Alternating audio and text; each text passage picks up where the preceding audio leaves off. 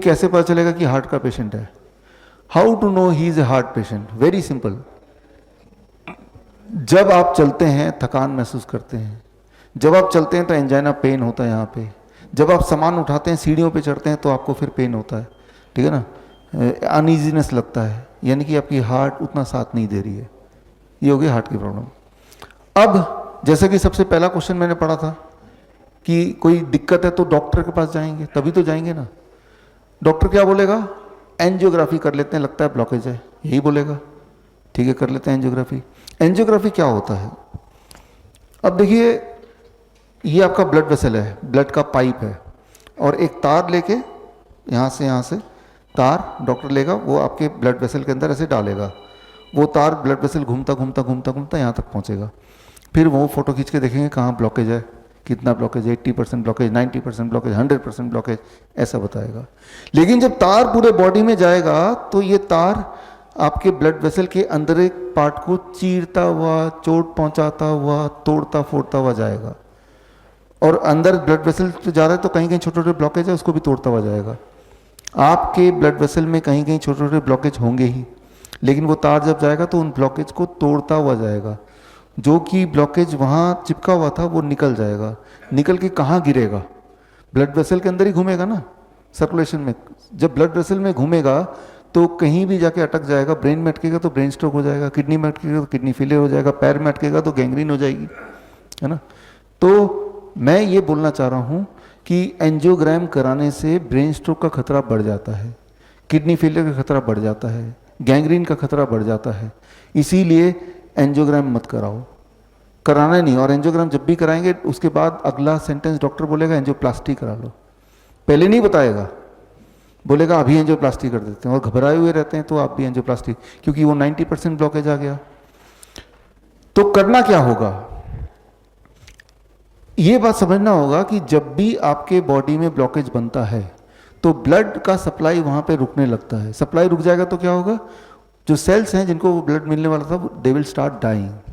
वो हार्ट के सेल अगर मरेंगे तो उसे हार्ट अटैक बोलेंगे, किडनी के सेल मरेंगे तो किडनी फेलियर बोलेंगे, राइट। इस तरह से अलग अलग बीमारियां बनती हैं कारण से में कि वहां पे सप्लाई नहीं पहुंच पा रही है। लेकिन बहुत ही इंटरेस्टिंग बात, जिस प्रकार आपके कार में एक 5वीं व्हील होती है, स्टेपनी, और कभी अगर एक पहिया पंचर हो जाता तो आप क्या करते हैं? वो 5वां वाले को फिट कर देते हैं ताकि गाड़ी आगे बढ़ जाए। ठीक उसी प्रकार आपके बॉडी में कुदरती गॉड ने हजारों स्टेपनी लगा रखे, हजारों ब्लड वेसल छुपा के रखे हुए हैं, जो कि नॉन फंक्शनिंग ब्लड वेसल है। जैसे स्टेपनी नॉन फंक्शनिंग है, राइट। तो लेकिन जब भी कभी किसी की ब्लॉकेज होती है तो बॉडी क्या करता है? वो नॉन फंक्शनिंग स्टेपनी को खोल देता है, जिसे मेडिकली बोलते हैं कोलेट्रल आर्टरीज। कोलेट्रल आर्टरी खुल जाएगा तो जो ब्लॉकेज जहाँ पे, वो ब्लॉकेज वहीं रहेगा, लेकिन ब्लड नए वाले आर्टरी से वहाँ पहुँच जाएगा। तो सारा खेल क्या है कि कोलेट्रल आर्टरी खुल जाए।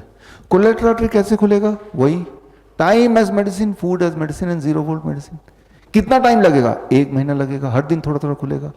कैसे पता चलेगा कि खुल गया है? कैसे पता चला था कि आपको हार्ट की प्रॉब्लम थी या है? कैसे पता चला था? जब भी चल रहे थे सांसें फूल रही हैं। आपके उम्र के लोगों के कंपैरिजन में आप ज़्यादा थक जाते हैं, आपको चेस्ट पेन होने लगता है, भारी सामान उठाते तो तब अनईजीनेस फील होता है। 1 महीने बाद आप देखेंगे वो सब गायब हो गया। इसका मतलब ये है कि बॉडी ने नया कोलेट्रल आर्टरी खोल दिया है ना। अब जो कोलेट्रल आर्टरीज हैं वो सिर्फ हार्ट में नहीं है, वो किडनी में भी है, लंग में भी है, हर ऑर्गन में है। लेकिन जब आप ये तीनों मेडिसिन लेंगे जो आप ले रहे हैं, time as medicine, food as medicine, 0 volt, तो पूरे बॉडी के कोलेट्रल आर्टरीज साथ साथ ही खुलते जा रहे हैं।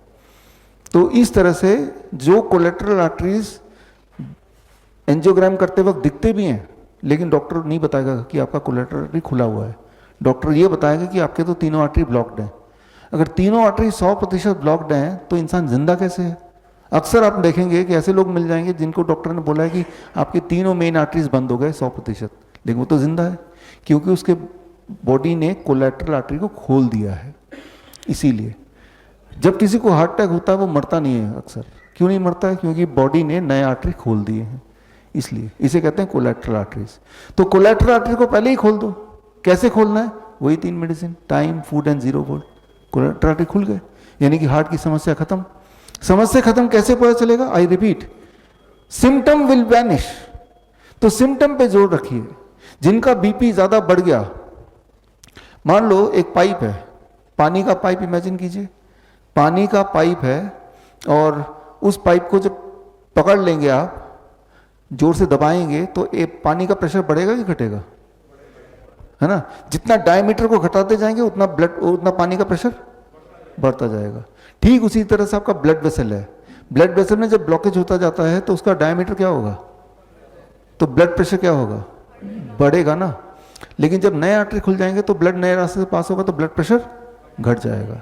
यानी कि 1 महीने के अंदर आप देखेंगे कि ब्लड प्रेशर नॉर्मल हो गया। 1 महीना छोड़िए, 3 दिन में नॉर्मल हो जाएगा। कल आप में से जितने लोग ब्लड प्रेशर की दवाई ले रहे हैं, कल तक मैं उम्मीद करता हूं उनमें से काफी लोगों का ब्लड प्रेशर घट जाएगा बिना दवाई के। यानी कि कोलेटरल आर्टरी खुल चुके। तो कोलेटरल आर्टरी तो है ही ऑलरेडी, खुलने में ज़्यादा टाइम नहीं लगता। स्टेपनी तो ऑलरेडी है, सिर्फ पानी से आपने खोला, स्टेपनी आ गया हाथ में।